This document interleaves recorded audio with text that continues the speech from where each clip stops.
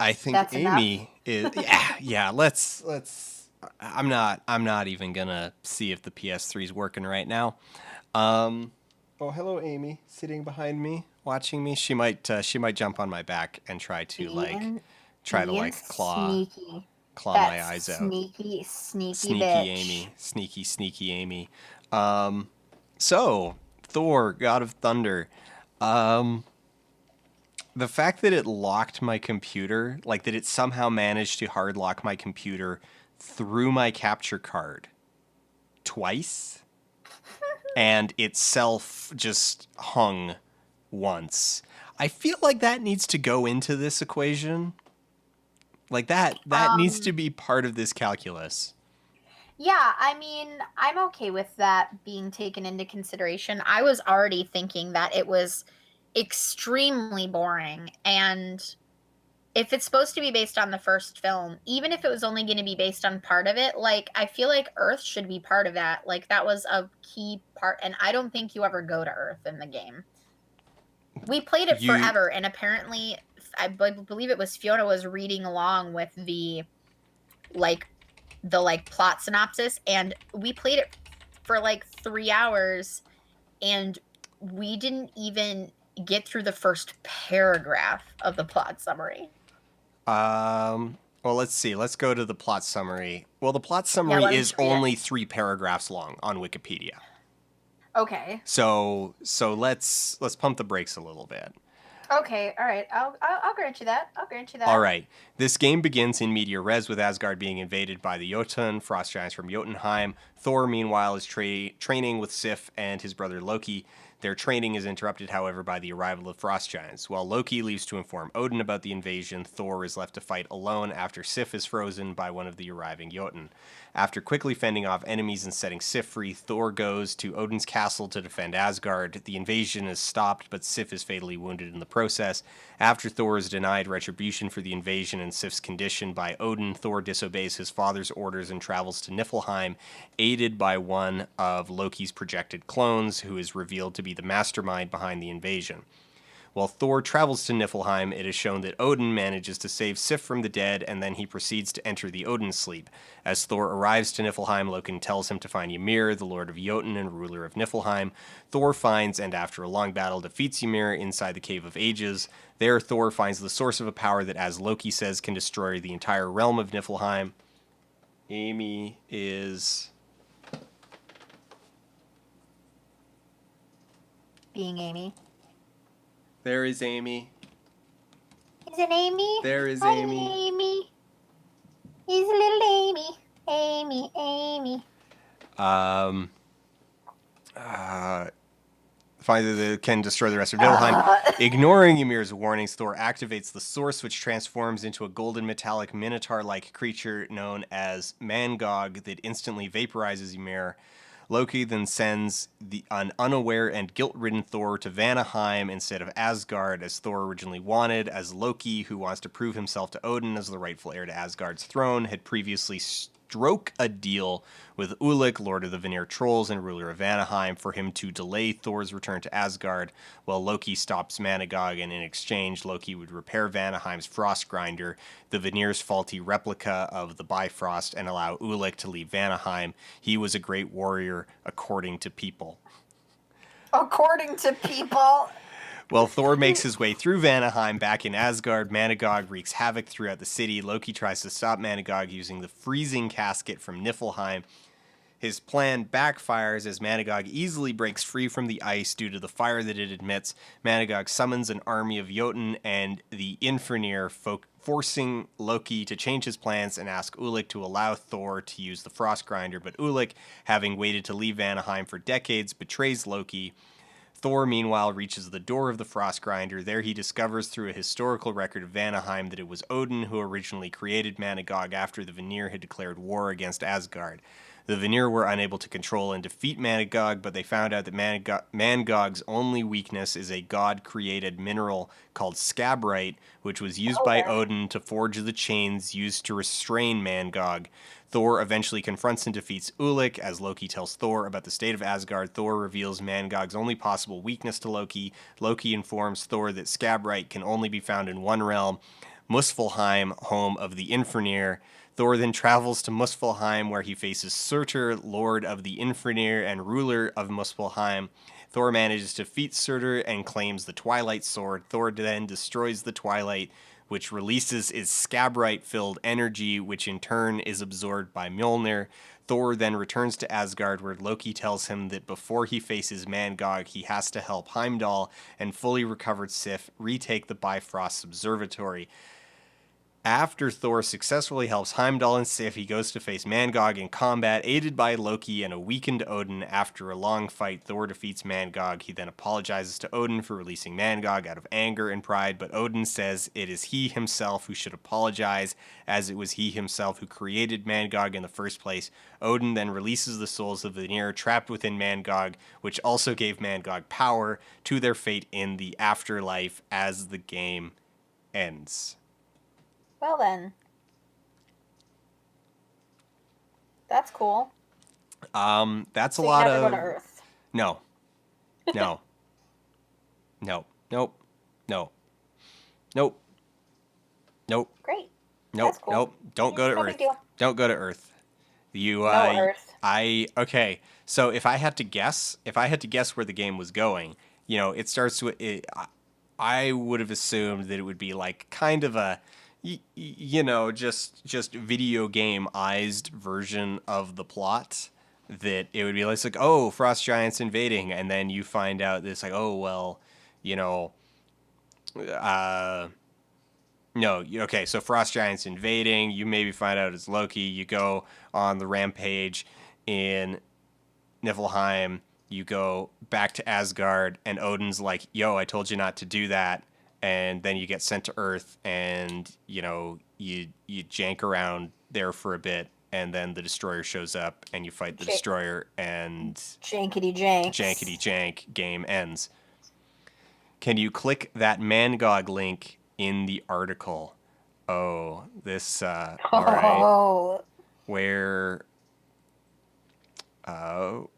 Where is the Odin sleep as he travels releases? No, Mangog doesn't seem to be a link anywhere in here. Oh wait, no, there it is. Thor defeats Mangog. There it is. It's like the last one.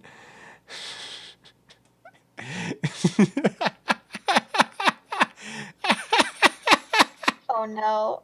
Is it a funny picture? Is it sexy? It's not sexy. Oh, okay. Oh. It's Mangog on the cover of the Mighty Thor issue 155. But oh, my thing is so low that I can't tell if it's funny, but I'm just gonna take your word for it. It's kind of special. It's yeah, all right. Yeah, okay. Yeah, okay. Mangog debuted in a multi-issue storyline in the title Thor and is depicted as being the sum total of the hatred of a billion beings of a mysterious alien race whose invasion of Asgard had been thwarted by Odin, the ruler of Asgard, and the Norse gods.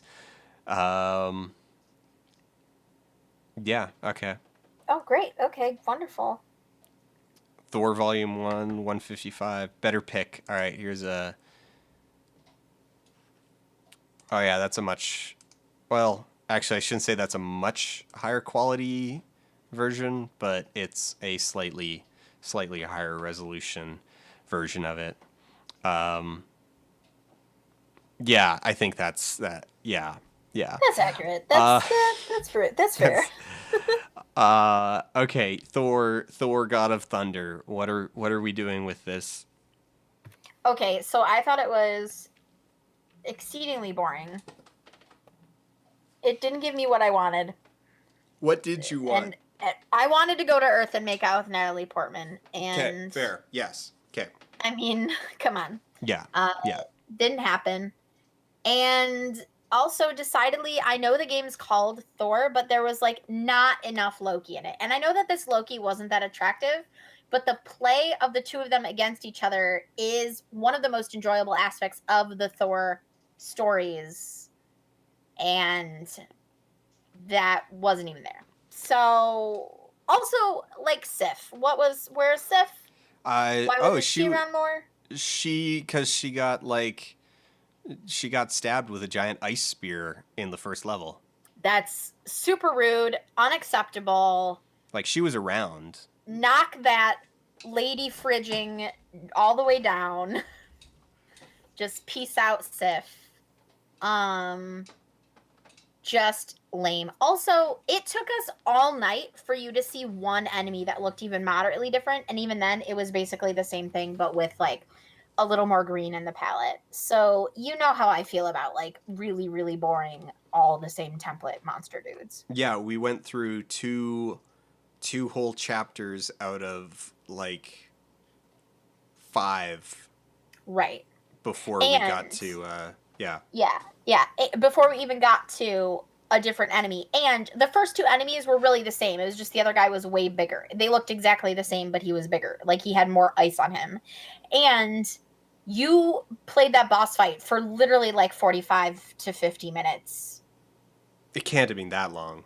It was so long. It was a majority of the evening was you fighting that boring combat guy. No. It was super long. It was long. It was long and dumb, but it wasn't 45 minutes. Fiona agrees that yes. Okay, I guess here's the thing. So fighting Ymir took the majority of the evening because you're chasing him through the entire chapter. And yeah, I don't know what was going wrong the first time. Like, I would go back, like, so the first time I was doing the fight, it kept resetting my progress on opening the door. Like, I was super surprised the second time around when I went back to the door and it was still half charged. And it was like, oh, okay, that's how I thought this was going to work. But then the first time I was doing it, it kept going back to 0 every time I would knock Ymir out. And that makes it a bad game. So I don't know if I was doing something wrong in the fight, or if, I don't know if I was doing something wrong in the fight, or if that's a bug. Like, was there something wrong with the fight? Yeah, I mean, or was like, I doing something, or was I doing something wrong? Yeah, I don't know which it was. If it was my fault or if it was the game. Like, was it because I wasn't doing something right and so it was resetting, or was the game broken and resetting? Right, exactly. Because the second time, like, I didn't really change anything about my approach to the fight the second time around, but it held my progress on the on opening the door. I'm super self-conscious of my razor burn. And I'm pointing it out just so everyone can be like, oh, yeah, man. Oh, I totally see it. Rather, like, just... I can't because your resolution's too low. I'm at 160p. Yeah, so. You're at 160p. That's not enough p. That's not enough to... You need more. You need more p's than 160 in order to resolve razor burn on my neck. Yeah, you need a higher P. It only hurts if I poke it, like I've been doing. Okay, maybe don't do that then. Maybe don't do that. I feel like that's a pretty simple fix. Maybe don't you? Maybe stop just like poking it. Yeah. Yeah. Okay, so Thor God of Thunder is pretty boring. It has 3D, which will give you a headache. But you can make the glasses yourself. You can make the glasses yourself. It has 3D that relies on one of the versions of 3D relies on a now obsolete viewing method. The other relies on a soon to be thoroughly obsolete viewing method. So quickly, like, get it while you can, because soon you're not going to be able to experience the glorious 3D of Thor: God of Thunder. I think I might actually, just for lulz, I'm going to try to get a pair of like the real glasses, since I can get a pair for like $10. I'm going to try to get a real pair for before we do Green Lantern. Just to see if there's, I don't know, a difference. I fully expect it might be exactly as bad as my homemade glasses. So yeah, has 3D that'll give you a headache. Crashed the computer twice, locked itself once. What else? What else can we like throw against it? Is this All gonna of the put it? things. You know what? The one thing it didn't do, it did not. As other than the very stereotypical, getting rid of the girl in the first moment. Mm-hmm. I don't think it did anything offensive. So, Mm, it has like the to at least very be, bottom. I think like it the has bottom to of the boring zone. it has to be at least above accidental racist walrus just because of that. Um but I but mean, yeah, okay, was this so less boring than Avatar? okay, yes, and I will tell you why. At least with Avatar, most of our conversation, it was a good streamable game. It spawned inside jokes based on the game itself. It gave us a lot to talk about that related to the game. All night tonight, we talked about completely unrelated topics because the game gave us nothing to say. So I definitely think it goes below I Avatar. mean, the game did give us a lot to say when it was throwing mechanics at us hand over fist for like the first 10 minutes straight. Right. And But then it just that kind of was like dried up. right, right. It was like So every yeah, 30 seconds, but here's a new ability. the things that we did say about that though were just all bad, whereas Avatar actually encouraged us to, we talked about a lot of like deeper topics of like otherism and like, you know what I mean, like Avatar spawned actual conversations. This game just made us complain about mechanics, and not in a way that was like, hey, we can use this to talk about how mechanics are blah, in a way that was just like, wow, that is so opaque and stupid, let's not. um All right. so yeah, Want to read I want me to read you I the back vote. of the box? Oh God, please do it. All right.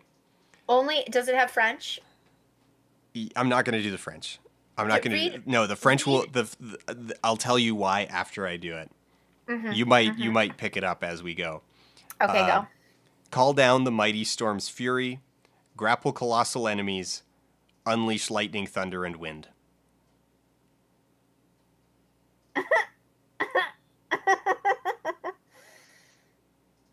What? Featuring Chris Hemsworth as Thor and Tom Hiddleston as Loki. Asterisk. Video output in full HD 1080p requires an HDMI cable and a 1080p native display with an HDMI input supporting HDCP. PS3 system software version 3.30 or later. Yeah, I'm pretty sure that that ultra tiny font. I don't think that's like game features. I think that's just, you know, Mm, boilerplate. I don't know yeah, if we I don't should think really be that's going to be anything useful. including that in this. So call down the mighty storm's fury, grapple colossal enemies, unleash lightning, thunder, and wind. They forgot earthquake. You also get to unleash You also earthquake. You get get the to unleash power of the earthquake. earthquakes. Works on 3D and non 3D TVs. It's true, it does. It does. Yeah. I would It say might crash your computer, it but was overall a forgettable, but also it was forgettable and also a failure. It was a forgettable failure. So yeah, what's between Avatar and Men in Black?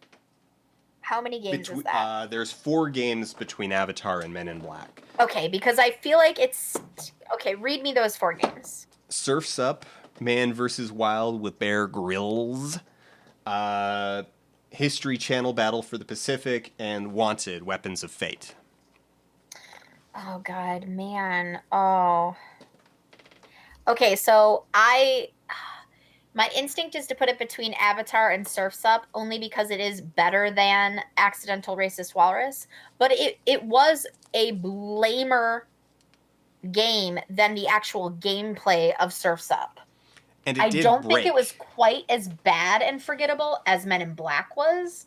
So I think it should go above that. Now here's another issue, one that we haven't really run into very much, is that it did break.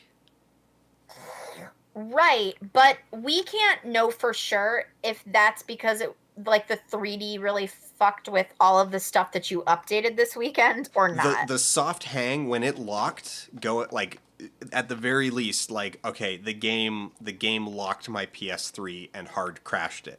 Like it still hard locked my PS3 when we tried to quit. So it hung, Okay. and then crashed the PS3 when we tried to quit the game. Okay. Then I would say, I mean, Surf's Up didn't break. Again, I'm wary of putting it below that, but we did give we put Surf's Up as low as we would have just for its offense, and then we did bump it up above that because of the actual gameplay itself was really good, actually. Like it was a good kids surfing game. Like it did its job really well. I feel like, so again, I would maybe go then. I would be willing to put it below Surf's Up as long as it stayed above Men in Black. So I would be willing anywhere you put it between Avatar and Men in Black, I'd be okay with. But I would lean towards just below Surf's Up. A few people are saying they think it was better than Surf's Up. I mean, it was prettier, but it's also like, wasn't Surf's Up an earlier game? Surf's Up was fun. Yeah, like, it Surf's was fun Up was besides actually like pretty the fun to play. accidental fuck up. Yeah. So like if I'm sorry, it wasn't accidental. It was surprise. It was surprise. Like if it we was had obviously written. If we had like been blowing through, like if we had just been skipping past cutscenes, and had never Which seen, we were like if we had never seen that, then Surf's Up would be up, like, I don't know. I think like, it'd be way higher. It'd be It would way higher. It would It'd have be ended up way higher. higher for me. Like it would be like at the green line, if not above the green line, because it was like, okay, well, this is just a fun little game. Like, it's like, all right, there was still some extra challenge in there, but it wasn't too hard. We were able to get through pretty quick, and we had fun. Right. And again, we rate things on multiple levels, and one of those levels is contextually, like what so as a kids sports game, as a Tony Hawk on the water, it was actually a really good game. Like I thought it was good. It was wholesome, other than that terrible moment which we continuously speak of.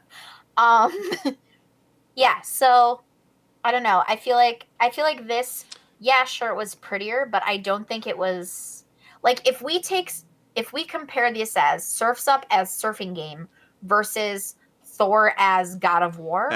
Oh man, not even close. Surf's Up was a decent, and that's what it's trying to be, right? It is. You know what I mean? Is.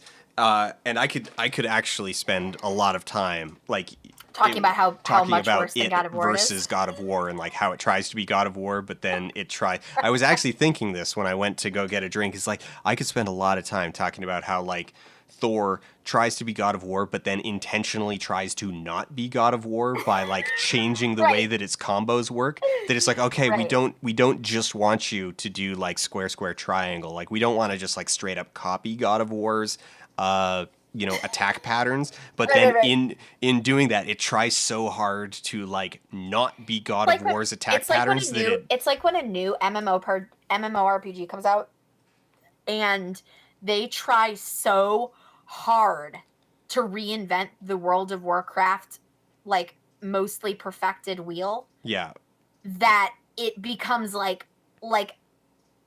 incomprehensible. Yeah, like it's like, you have to fight against all of your gamer instincts to try to do it. It's like, well, we can't use WoW's control scheme. Like that they change things from WoW that make no sense to change. That it's like, okay, well, we're gonna change like the colors of item values, and we're going to change the control scheme in really small and subtle ways, and like things that are just enough to like throw you off, and it's like you're not actually different from World of Warcraft. You're just confusing.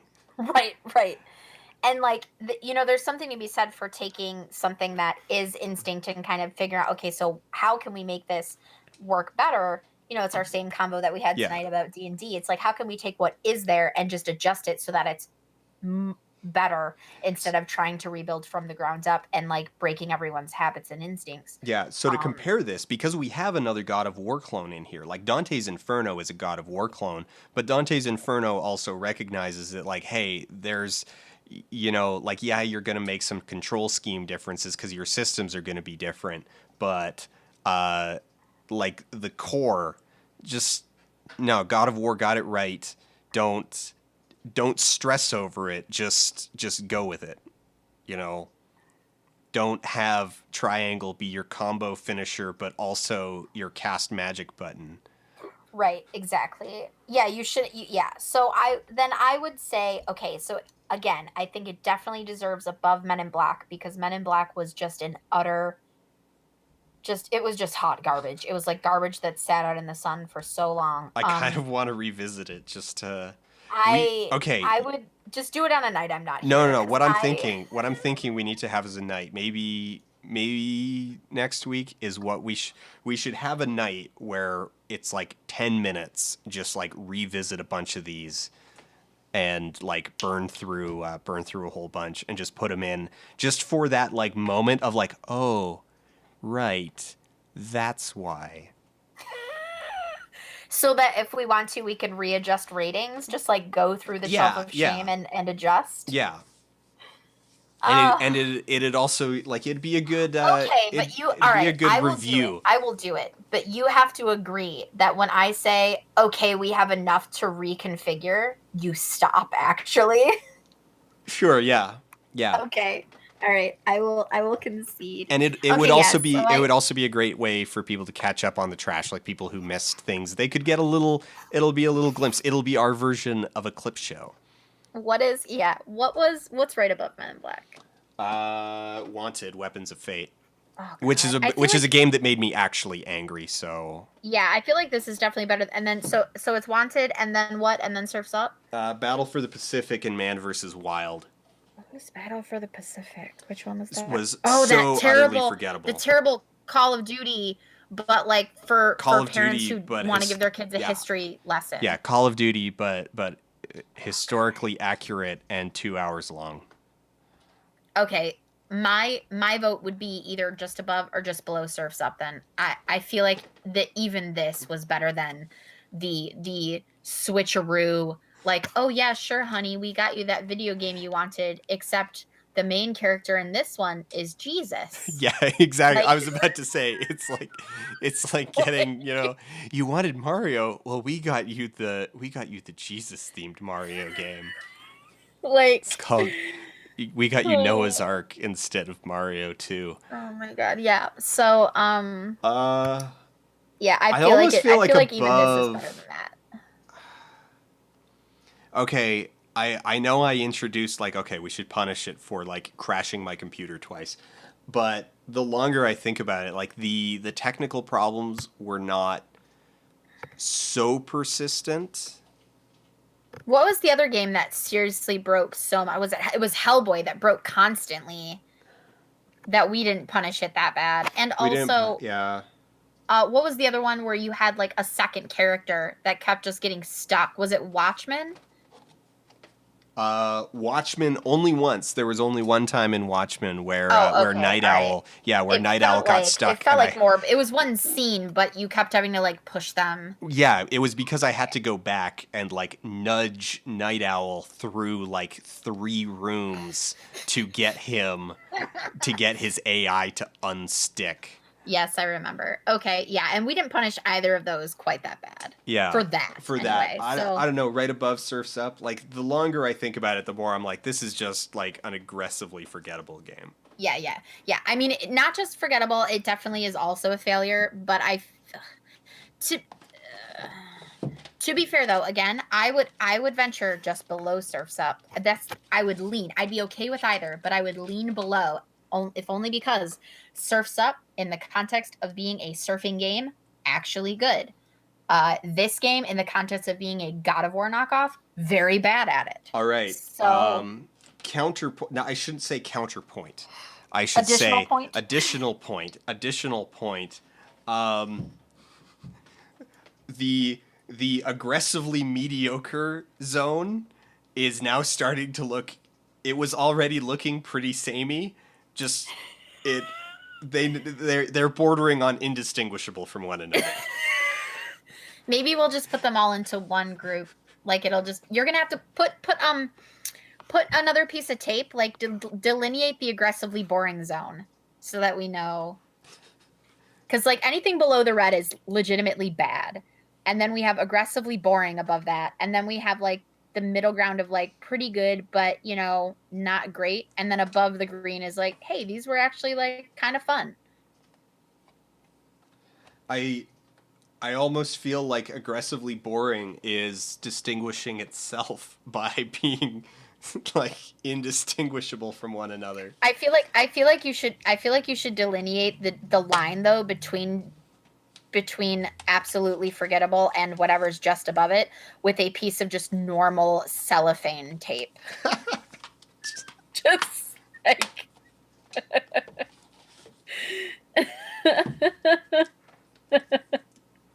I don't know why this was in there, but I finally felt like taking it out because it was making Transformers Dark of the Moon actually stand out to some degree.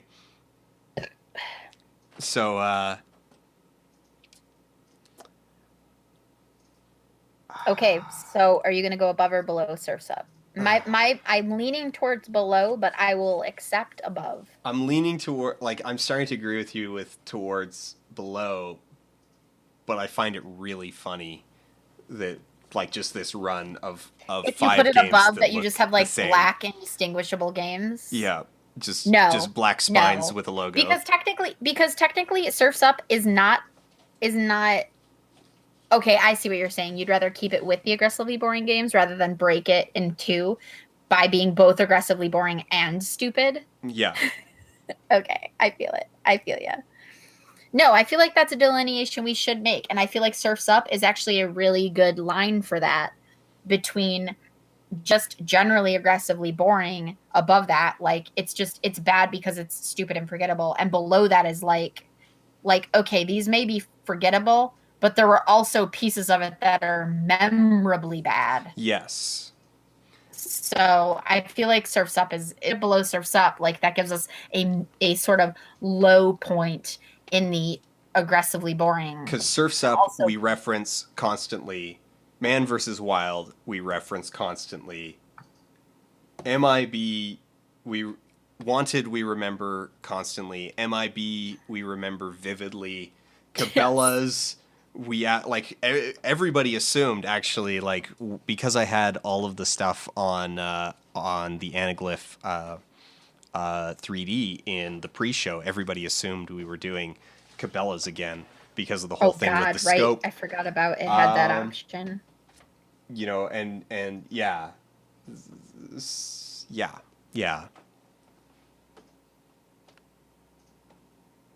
So I'm okay with that. I'm okay with where it sits in the oubliette of mediocrity. You're putting it above Surf's Up? Above Surf's Up, yeah. Okay, I will. Like I said, I'm okay with that decision. Yeah, it's in the oubliette of mediocrity. The oubliette of mediocrity. All right, I think that's I think the oubliette of mediocrity is a beautiful phrase to end the evening on. All right. Thanks everybody for coming out. I guess we're calling it a little bit early tonight. Thanks to a very decisive ending moment to our engagement with Thor, God of Thunder. So, yeah, thank you everybody for coming out. We hope you enjoyed your time here go play Dwarf Fortress and enjoy complaining about Dungeons and Dragons. I guess I don't know. Is that the takeaway? Is that what we learned today? Yeah, enjoy complaining about things that you also enjoy in actual enjoyment ways, as long as your complaints are constructive. And yeah, I feel like that's a good. Oh wait, and also don't forget your electricity play safety rules, guys. Yeah, Don't forget no those. mucous membranes. No, No mucus don't membranes. electrocute yourself or your partner in their Mallory mucous Dunn! membranes. Mallory Dunn did their stream homework and watched Little Nemo, and it is so good. Oh, A plus. A plus, Mallory Only Dent. person to get an A plus this week. No stream homework this week because we spent so long complaining about D&D, but that's okay. We'll find some stream homework. Your stream homework is to find and watch the Dragonlance movie. Oh God, good luck. And we will discuss it. Will we? Is that my stream homework? It can be yours as well. Okay, I thought we already had a movie we were gonna watch. Cool Right. World? Yeah. Oh, right. Yeah. Yeah. I was like, yes. What movie was it again? And then the enormity of the task before us set in. There was a Dragonlance movie. Oh man. Oh boy. Oh joy. Have fun. Have fun. Also, if you can't find it, instead watch the Dungeons and Dragons movie with the Wayans brothers. Just for funsies, just to watch some good old fantasy trash. Just straight up fantasy trash. I am talking about the animated movie, yes. If you know about the animated Dragonlance movie, yes, that's the one I'm talking about. That's the one. It is. That's the one. I loved Dragonlance so much, and just, oh my god, you should really watch it. Was it better than the live action D&D movie? There's a debate there. There's an argument there across a couple different axes, but you should definitely watch both for very different reasons. Or if you can find it, watch some episodes of the original animated D&D TV show, because that was also equivalent levels of good trash. Yes.